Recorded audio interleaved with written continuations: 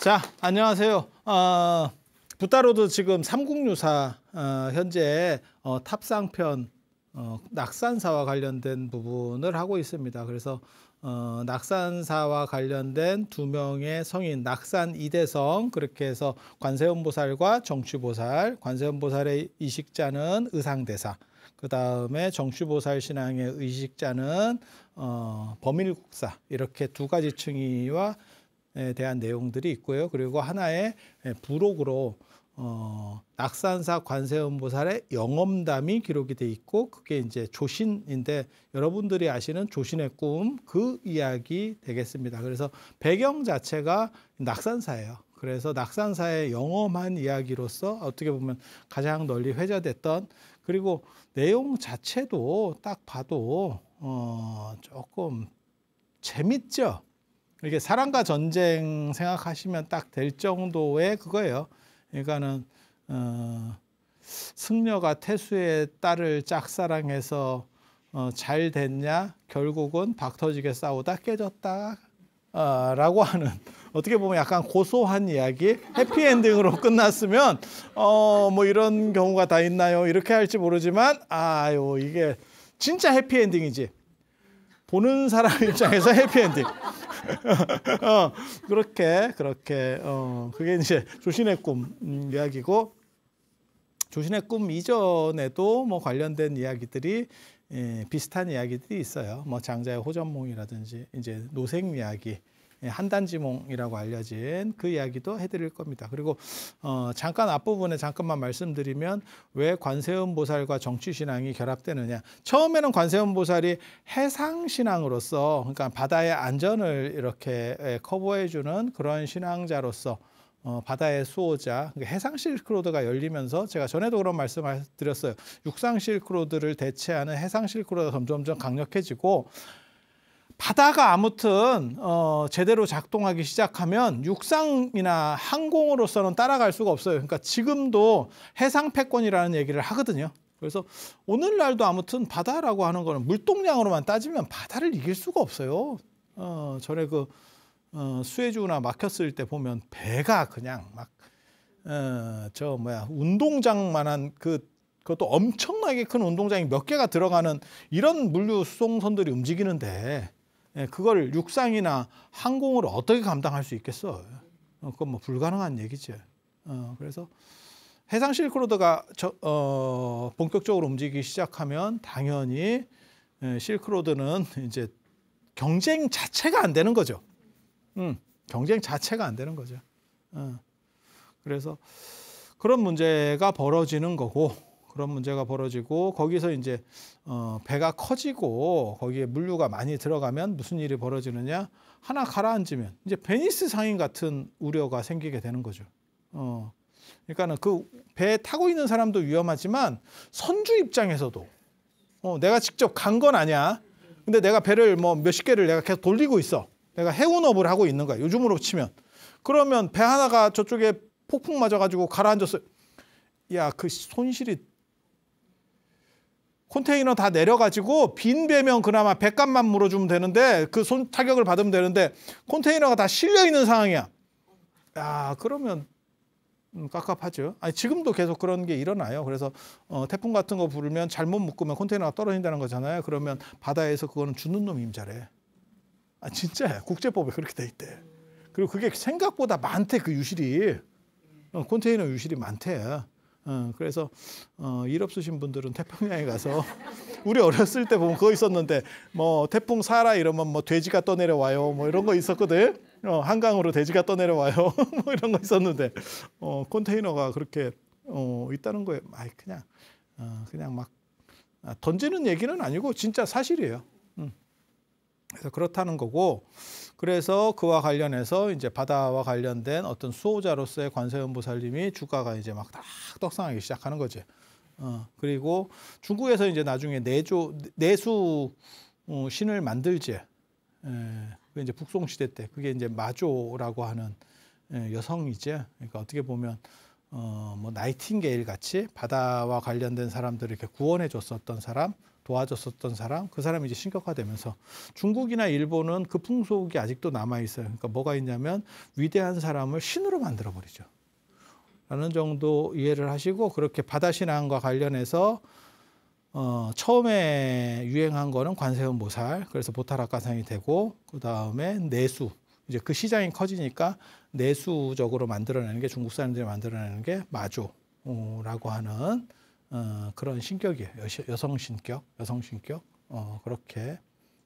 그리고 그거는 마조가 송나라 때 북송 사람이니까, 송나라 때 사람이니까 관세음 보살은 당나라 때 지금 정립이 되는 거거든요. 보타라카 신앙이. 그래서 그쪽으로 한번 있다가 송나라 때 약간 패턴이 바뀌면서 뭔가 흐름들이 좀 바뀌어가고 있구나라는 거를 인지해 보는 정도. 그 정도 할 수 있고, 그 다음에 관세음 보살 신앙이 비대해지면서 정취보살과 연결된다더라. 확대. 이제 커지니까. 커지면 점점 영역이 넓어지게 마련이거든요. 그리고 살이 붙어요. 그래서 두 신앙이 합쳐지는 거고, 화엄경에 보면 입법계품에 53선지식이 나오는데, 그중에 28번째가 관세음 보살, 보타라카산에 계시는, 남인도 보타라카산에 계시는 관세음 보살, 그리고 29번째가 정취보살, 무이행보살이라고도 나옵니다. 예. 그래서 이 정취보살이 나오는데, 그래서 제가 전에 말씀드렸잖아요. 천수경에서 관세음 보살, 정취보살 나오는 대목이 이렇게 해서 묶이는 거라더라. 그래서 이게 저것도 낙산사의 영향.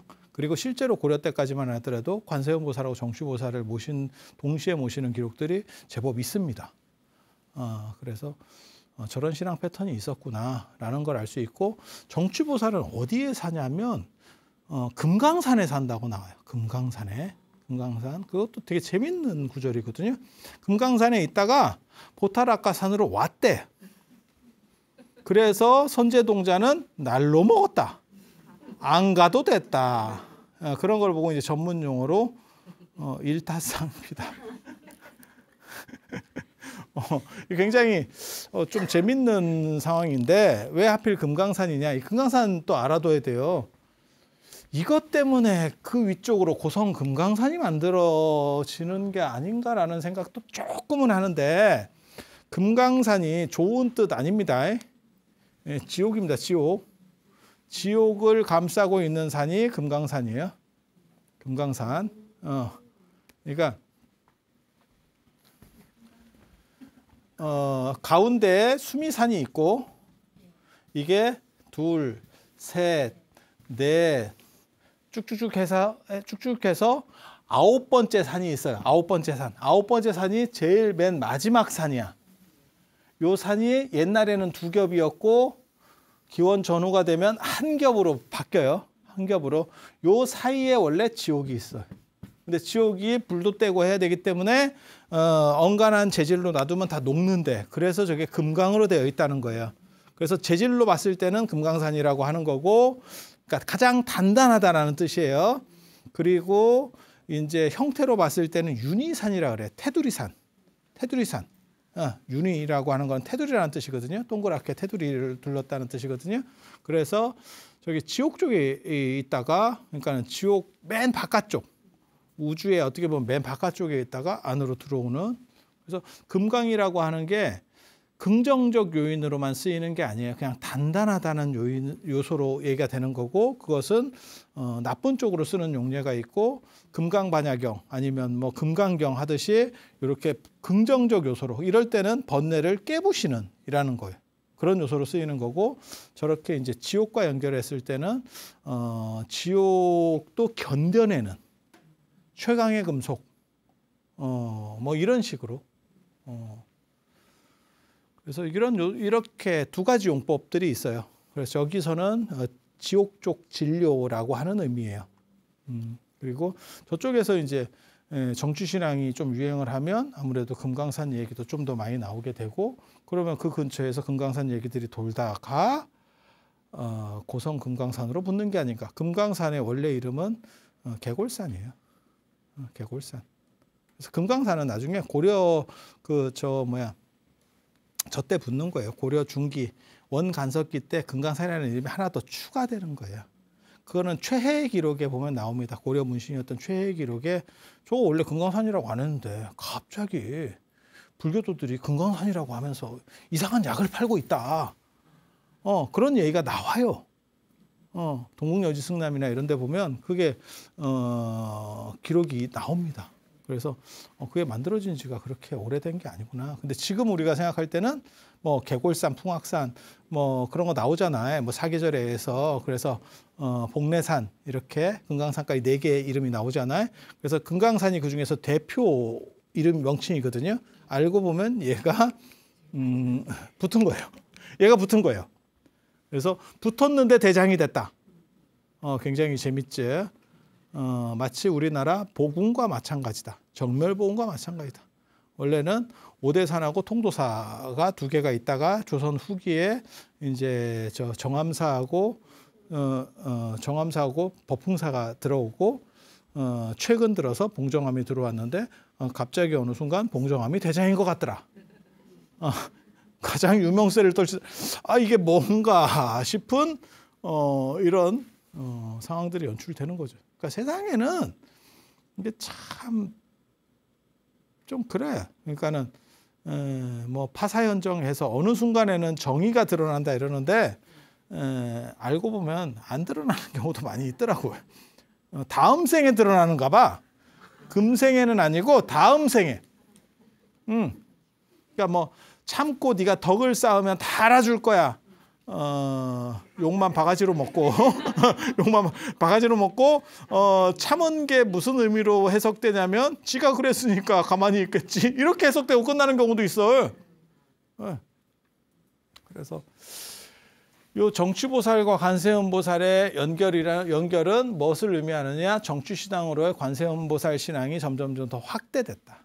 확장성이다라고 하는 거고. 자, 이제 마지막 정취, 낙산 이대성, 관음 정취 끝났고 조신 이야기. 조신의 꿈 이야기예요. 그래서 세달사라고 하는 아마 경주 쪽에 있었던 절이었던 것 같아요. 세달사의 장원이 땅이 명주에 있었대. 명주. 그러니까는 저 강릉 쪽에 있었대. 양양 이런 데가 전부 다 그 명주군에 속하는 거예요. 명주 쪽에. 명주에 속하는 거거든요. 그래서 그쪽까지 장원이 있었대. 땅이. 그게 그럴 수 있는 게 뭐냐면 지금도 마찬가지예요. 지금도 절이 교구가 있고, 그러니까 전라도에는 전라도 교구가 있고 경상도에는 경상도 교구가 있고 이러는데, 경상도 스님 예를 들어 해인사 스님이 어떻게 하다 보니까 충청도에 가 살게 됐어. 그래서 거기서 절을 하나 자기가 만들었어. 그러면 해인사에 등록을 한다고. 그 근처에 뭐 마곡사에 등록을 하고, 그게 아니고 그 동네 교구에 등록을 하는, 내가 해인사 스님이니까 가능하잖아요. 그러니까 예전에도 그래요. 그러니까는 좀 귀족이면, 예를 들어서 귀족이면 경주를 오락가락 한다고. 자기 본토가 원래 경주였을 수도 있고 본향이 경주였을 수도 있고, 그래서 지방 장관으로 부임받아서 오고 뭐 이러면 내가 명주에 땅이 있긴 한데 죽을 때는 내 다니는 절에다가 일부를 주고 가는 거예요. 그러니까 자식들한테 주고, 그거는 뭐 이쪽에 저렇게 떨어주고, 내가 많다니까. 응? 많다니까. 그래서 내가 그 중에 한 5% 정도 아니면 뭐 10%는 내 기도를 위해서, 내 죽고 난 뒤에 내 저승복을 위해서 내가 그쪽에다가 시주를 하겠다. 그러면 그게 작으면 뭐 대토를 하거나 뭐 이렇게 해서 처리가 되는데, 크면 관리인이 내려오는 거죠. 이제 그 절에서 파견 관리가 되는 거죠. 이해가 되시죠? 그래서 원거리 장원이라는 게 가능하다니까. 원거리 장원이. 예. 그래서 세달사의 조신이라고 하는 승려가 저 명주에 이제 그 장원 관리인으로 가게 된 거지. 저런 거 되게 좋은 거다. 저게 이제 약간 뒷돈 받고 이렇게 약간 비리의 온상이야. 저 비리의 온상이야. 저런 거 굉장히 좋은 자리야. 이게 딱 보면. 그런데 별로 할 일이 없지. 그래서 명주에 와 있었는데, 그러니까 이게 말도 좀 다르고, 그러니까 사투리 옛날에 쓸 때니까 말도 다르고 재미도 없고 그냥 관리직으로 왔으니까 이렇게 하고 있는 거예요. 그런데 명주 태수 김운의 딸이 이게 절에 한번 뭐 이렇게 왔는가 봐. 아니? 이러면서 시작이 됐다는 거야. 그래서 이 김운이 누구냐면 명주군왕 김주원이라고 거기 북천에 물길이 막혀서 예전에 했었어요. 신라 때 신라 그 저 뭐야 왕이 다툼에서 밀려서 명주로 도망가서 거기서 왕했던 사람이고, 그 다음에 김종기 그 아들이 김종기고 김정여고, 여기 김량이 본가닥이고, 그 다음에 김은이 이게 반개 계열이에요. 근데 그 김은이 태수를 하고 있었고 그 태수의 딸이에요. 그럼 괜찮죠. 지방 호족으로서 상당히 괜찮은 이렇게 그렇게 해서 낙산사 딸에게 반했는데 낙산사 관세음 보살에게 기도를 저걸 어떻게 좀 하게 해주세요라고 기도를 했는데 기도 내용도 좀 웃긴데 그거를 그냥 혼자 가만히 그러고 있든지 그거를 굳이 그게 기도 대상인가? 관세음 보살도 이렇게 듣고 있다가 에라이 씨 이렇게 나오는 좀 그런 건데 지금 근데 그거를 몇 년을 했는가 봐. 의지의 한국인이야. 근데 몇 년을 했는데 이게 되게 좀 어떻게 보면 내용 자체가 어설퍼요. 아니 걔가 어디 있는지 제대로 본 적도 없는 거니까 한 번 보고 그냥 반해가지고 기도만 하고 있는 거야. 스토리로 보면 그러니까 좀 어떻게 좀 걔가 어떻게 됐고 뭘 어떻게 하고 이게 아니고 그냥 혼자서 금사빠야. 그리고 기도만 하고 있어. 그러니까 좀 사람이 순진한 거죠. 어떻게 보면. 그래서 저 김은 딸은 그 몇 년 사이에 시집을 가서 경기가 끝났어요. 근데 시집 간지도 몰랐다는 거예요. 지금 이게. 시집 간지도 모르고 계속 기도만 하다가 나중에는 이제 원망이 왜 안 들어주느냐 이렇게 이제 원망 이게 무슨 혼자 참 근데 행동하는 걸 보면 모태솔로인갑다 싶은 생각이 들지. 정보도 없어. 이게 도대체 뭐 하는 짓인가 싶은. 그렇게 해서 그 원망을 하다가 관세음 보살에게 기도하고 원망하다가 잠들었대. 거기서 스토리가 시작되는 거예요. 이게 조신의 꿈이. 그냥 법당에서 끌 하다가 에이씨 짜증 내가지고 이렇게 자는 거야. 그냥 그렇게 했는데 그렇게 잠이 들었는데 문 여는 소리가 법당 문 여는 소리가 나고 그 김은의 딸이 들어왔대. 그래서 내가 원래 너한테 생각이 있었다. 그래서 내가 도망 나왔다. 나랑 같이 가서 살자. 그랬더니 이거 기도가 이루어졌다. 이래서 이게 내용 자체가 좀 보면 아구가 그렇게 잘 맞진 않아. 이렇게 약간 분석적으로 보면 스토리는 대충 알겠는데 잘 맞진 않아. 그래서 거기서 도망가서 40년을 살면서 5자녀를 낳았대. 뭐 그럴 수 있죠. 그러면 쟤네가 만약에 예를 들어서 김은 딸이 결혼할 정도 나이면 20살 이전, 귀족은 예전에 그냥 정략 결혼하는 경우가 많으니까 그러면 20살 이전. 그리고 몇 년 좀 흘렀다 그러니까 약 한 20살 정도 됐다. 18에서 한 20 정도가 됐을 거고. 그리고 한 40년 살았으면 50대 후반에서 60 정도. 아니 그냥 추정. 그러면 조신도 뭐 그 비슷한 또래 정도가 안 되겠어요? 한 20살 연상 뭐 이러지는 않겠지. 그렇게 해서 이렇게 살았대. 그러면 이때쯤에 벌써 40여 년 살았을 때 50대 말에서 60이에요. 그냥 생각해 봤을 때. 그리고 이제 이게 형편이 점점 안 좋아져 가지고 10년간 유리걸식을 했대. 이러면 진짜 살기는 오래 살았구나. 오래 살았구나. 그러다가 첫째 애가 굶어 죽어요. 기근을 만나서. 그런데 더 웃긴 건 그 첫째 애가 15살이라고 나와. 첫째가 한 55이 되거나 65 뭐 이렇게 나와야 되고 첫째 애가 15이래. 그렇게 해서 첫째 애가 죽었대. 그래서 땅에다가 파묻었대. 굶어 죽었대. 그리고 그거를 이제 딸애가 첫째 애가 15인데 남자였는데 죽었고. 그러니까 스토리상 그거에 더 비극으로 만들기 위한 스토리 같아. 오래 살아서 정은 없어졌고, 그 다음에 그 사이면 사실 저 사람들이 한 60 정도 됐으면 자식들도 한 40이면 벌써 다 이게 다 분가가 돼야지 결혼하고 옛날 사회라고 생각을 했을 때 한 20살 이전에 다 가던 시절인데, 예. 그래서 그렇게 생각하면 되는데 여기는 그런데도 불구하고 같이 산다는 설정인 거예요. 그러니까 약간 중첩돼서 나와. 그러니까 뭐 어떻게 보면 비극을 강조하기 위한 스토리의 각색이다라고 보면 되죠. 예. 그래서 그렇게 해서 살다가 첫째는 15살에 죽어서 묻었고, 굶어 죽었고, 그리고 딸애가 그 동냥지를 하려고, 그러니까 밥을 얻으러 갔다가 개한테 물려가지고 또 실겁을 하고, 그렇게 해서 그거를 이렇게 간호를 해주는데 먹을 것도 없는데 뭐 그 간호가 제대로 되겠어요? 그래서 이렇게 하니까 부인이 그러더래. 좋아가지고 우리가 눈 뒤집어져가지고 이렇게 50년을 살았는데 지금 남은 거는 거지꼴이 됐고 서로 혹만 붙어서, 혹이 지금 넷인데 자식이 지금 15세 이하가 지금 넷인 거예요. 그리고 한 놈은 개한테 물려가지고 이제 다리도 아프고, 그래서 이게 떼거리로 다니면 우리가 6명이 다니면 밥 얻어먹기만 더 힘드니까, 둘씩 데리고 헤어집시다. 나는 고향으로 갈 테니까 마누라가, 당신은 북쪽으로 가세요. 난 남쪽으로 내려갈 테니까. 뭐 그런 식으로 얘기를 했대요. 그랬더니 조신이 좋아하더래.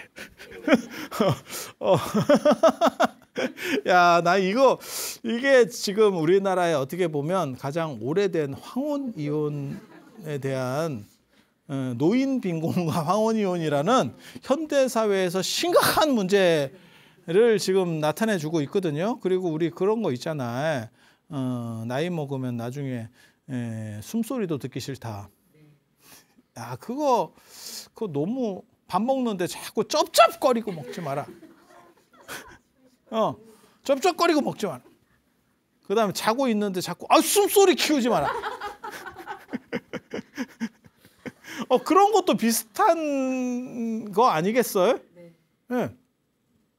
저 때 60에서 70 정도 되면 지금으로 말하면 아마 한 90, 100 이렇게 됐다라고 생각하셔야 될 거예요. 지금 설정으로 보면. 그러니까 헤어지자 하니까 더 좋더래. 야, 참. 그래서 인간이라고 하는 게 참 그런 거죠. 어떻게 보면 굉장히 좋아서 그렇게 됐는데 이제는 서로 침이 된 거죠.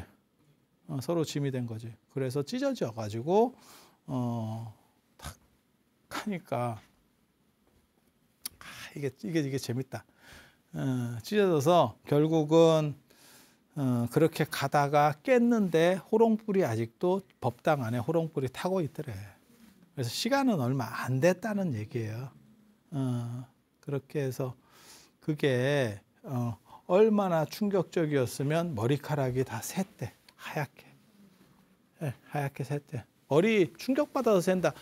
개인적으로 이것 때문에 제가 전에도 말씀드렸는데 타지말, 뭄타지말 죽었을 때 샤자한이 머리가 하루 만에 샜다라는 기록, 그런 걸 읽으면서 제가 저게 가능한가?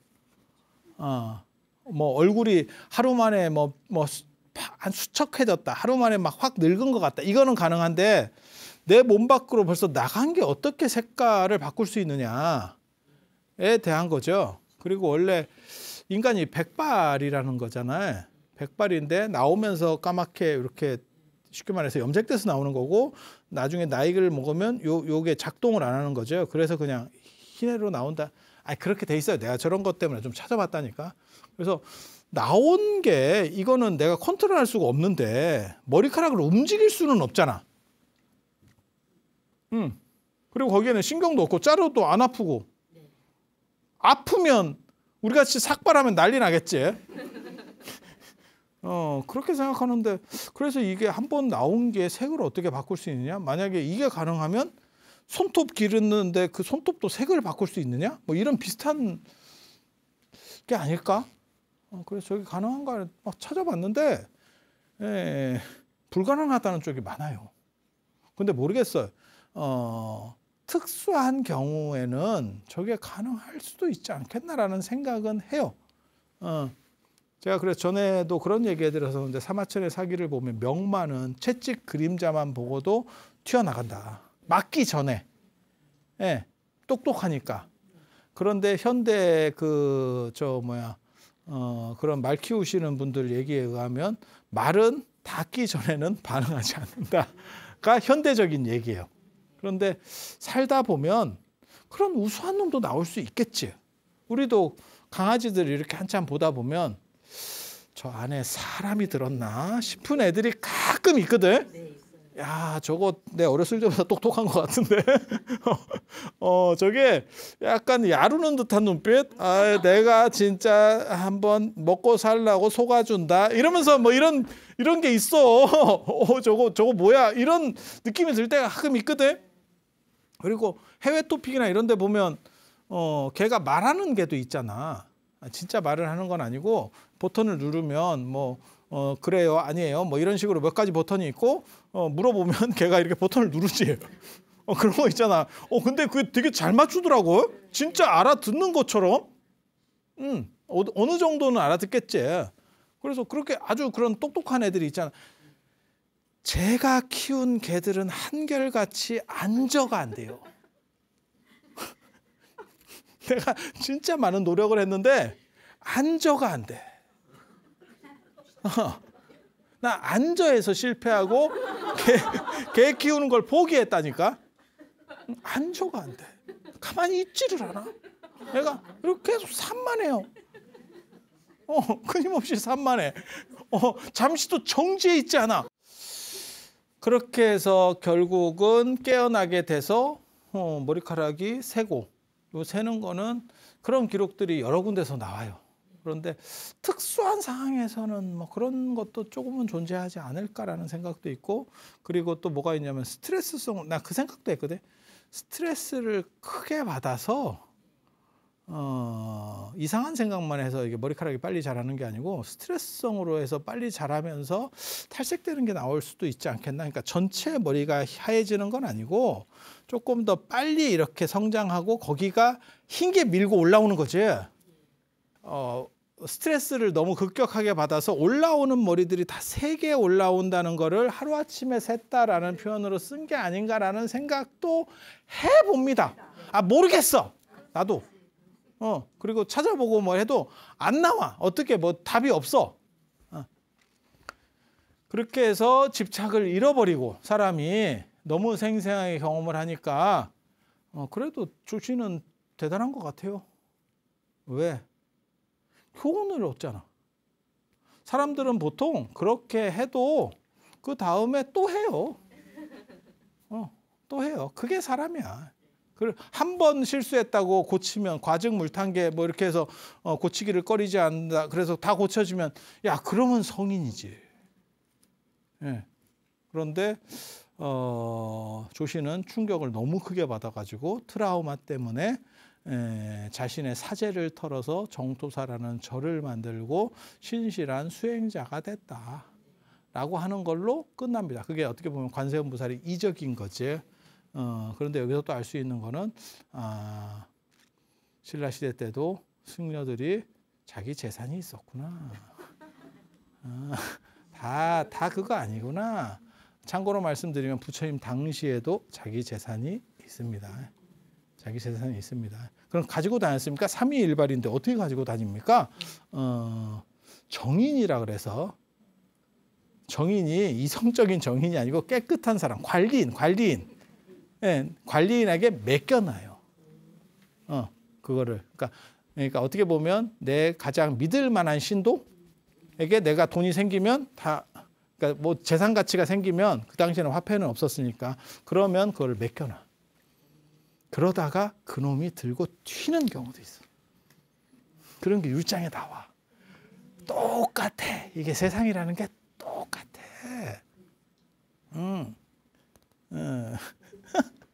진짜 재밌지 않아? 근데 사람들은 뭐라고 생각하냐면 절에서 스님들은 다 어떻게 보면 재산도 없고 이렇게 뭐 특별한 사람들 외에는 옛날에는 다 그랬는데 요즘 스님들이 뭐 주지가 되고 뭐 이러면서 뭐가 있고 막 이렇게 생각하는데 안 그래. 안 그래. 부처님 당시부터 그랬어요. 그래서 그 정인들을 어떻게 관리하느냐. 그다음에 정인이 들고 튀면 다행인데 있으면서도 시치미 뚝도 있어. 그걸 내가 맡겨놓은 걸 좀 주셔. 언제요? 내가요? 이것도 있어.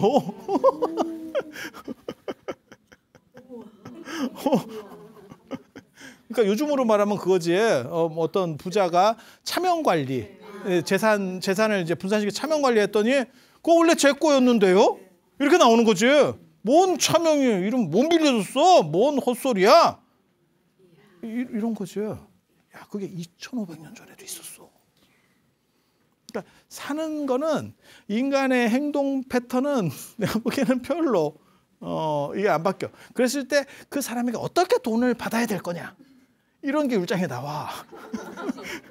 내가 보기에는 배째라로 끝까지 나오면 못 받아요. 요즘으로 말하면 파산 신청이지. 재산 다 빼돌리고 파산 신청하면 돼. 그렇게 해서 마누라한테 빼돌리고 위장 이혼하고 그랬더니 마누라는 또 딴 데로 재혼하고. 이거 막장 개막장. 그래서 정토사를 자기가 창건했다더라. 이 얘기는 뭐냐? 저런 거 혹시 이렇게 장원 관리를 하면서 뒷돈을 받았나라는 그냥 약간의 불손한 생각을 또 해봅니다. 재밌지? 쓸데없는 얘기. 그래서 이 해령연에서 첫째 아들 15살 먹은 애를 묻었다 그랬잖아요. 거기를 파보니까 미륵보살이 나왔대. 돌로 된 미륵보살상이 나왔대. 그래서 그걸 또 나중에 모신다는 얘기가 나와. 이 얘기는 뭐냐면 미륵신앙이 언젠가 한번 위기를 겪었던 것 같다. 그러니까 신앙 패턴이 바뀌면서 묻히고 그게 어떻게 보면 다시 어떤 유행 패턴으로 한번 나오나라는 정도를 한번 생각해 볼 수 있어요. 유추. 그리고 이게 당나라 사람이에요. 심기제라고 하는 사람, 750에서 800년대 사람인데 이 사람의 심중기라는 책을 보면 719년 일로 이 환단지몽 이야기가 나옵니다. 어떤 과거 시험 보러 가는 사람이 시험에서 낙방을 했대. 이거 진짜 그지 같은 거예요. 조선에서도 한번 낙방하면 보통 일이 아니거든. 왜? 집에까지 진짜 코 빠뜨리면서 갈 생각해봐. 내가 경상도 선비인데 서울까지 와가지고 낙방하고 그 가면 그렇게 가다 보면 여우가 변신한 여자도 만나고 뱀도 만나고 뭐 이러면서 가는 거 아니야 지금. 네. 근데 그거를 어떻게 좀 해볼 거다라고 생각하는 힘들더라도 올라가는 길하고 떨어져서 내려가는 길은 중국은 땅이 넓잖아. 그거 갈라 그러면 이제 한도 끝도 없는 거지. 그래서 주막에서 이게 나오는 거예요. 이 노생이라는 사람이 주막에서 한단이라고 하는 데는 어디냐면 조나라의 수도예요. 옛날의 조나라 수도. 그래서 그게 어떻게 보면 요즘으로 말하면 당나라로 말하면 수도는 아닌데 그 지역의 거점 도시. 북쪽에 한나라, 조나라, 위나라가 그 삼진이 깨지는 거거든요. 그래서 이게 한단과 관련해서는 한단지보라고 거기 또 걸음걸이가 더 맵시 있는 걸음걸이가 있다는 그 사자성어가 있어. 그래서 한단 사람들의 이렇게 걸음걸이가 워킹이 아주 멋있대. 그래서 이제 그걸 또 따라하는 따라쟁이가 그 걸음걸이 따라하려다가 지 걸음걸이까지도 잃어버리고 그것도 아니고 저것도 아니고 그래서 개판이 됐다더라. 라는 뭐 그런 이야기도 있어. 그래서 이 한단의 주막에서 신세한탄을 하면서 푸념을 하고 있었다. 근데 거기서 이제 주막이니까 같이 앉는 사람이 저 도사 여웅이라고 하는 사람이에요. 그 사람한테 얘기를 해서 신세한탄을 하니까 그럼 어떻게 살았으면 좋겠냐라고 했더니 그래도 사람이 한번 태어났으면 이러면서 뭐 왕은 못 돼도 뭐 쉽게 말해서 재상 정도까지 이렇게 돼서 쫙 이렇게 한번 올라가 봐야 되는 거 아니냐고. 그랬더니 그래요? 이러면서 저 여웅이 얘기를 하는데 사람이 갑자기 약 먹어가지고 이제 졸리기 시작한 거지. 요즘 같으면 그렇게 졸리면 이제 장기 적출 사건이 벌어지는데 저때 여홍이 청자 베개를 탁, 이 기가 막힌 기록이에요. 왜? 아, 청자가 유행하고 있었구나. 청자가 유행을 하네. 청자 베개를 딱 주니까 약간 목침과거든요. 그 옥베개도 있고 이게 지금도 유물들도 있어요. 그래서 그 베개를 이렇게 졸려 자니까 이제 꿈이 꿔져서 자기가 계속 과거에 합격하고 급제를 하면서 쭉 승진해서 이제 재산까지 올라가고 자식들도 많이 두고 80까지 살다가 죽었대. 그러니까 그 당시에는 엄청난 장수를 한 거예요. 그러다가 돌연 깨어나게 됐는데 그 전에 조밥을 찌고 있었는데 그 옆에서 그 조밥이 아직 익지 않았다더라. 그러니까 잠깐 사이에 일생을 보냈다라고 하는 게 한단지몽이에요. 한단지몽. 그러니까 이런 이야기들이 유행하던 어떠한 것들이 좀 돌고 있었던 게 아닌가라는 생각을 해봅니다. 실제로 삼국유사에도 맨 뒤에 조밥이 있기도 전에라는 기록이 나와요. 그건 뭐냐면 한단지몽을 보고 그것과 대비시켜서 어떻게 보면 조신의 꿈과 한단지몽을 연결시키려고 하는 그런 내용들로 이해가 되는 거예요. 그러니까 비슷한 이야기로 이런 게 있어. 그래서 일장춘몽이야. 일장춘몽이야. 그리고 네가 원하는 것들이 실제로는 별 볼 일이 없어. 결국은 그런 것들은 본질이 아니야. 결국은 놓고 갈 것이고 언젠가는 무너지는 거야. 그 무너지는 거에 투자하는 것은 어리석어. 라는 교훈을 주면서 이 이야기는 끝이 나요. 그래서 여기까지 해서 낙산 이대성, 관음정취, 조신 한 3시간에 걸쳐서 한 것 같은데 얘기 자체는 이상으로 마치고 다음 시간에 어산부령, 만어사 이야기 해드릴 수 있도록 하겠습니다. 자, 들어서 감사합니다.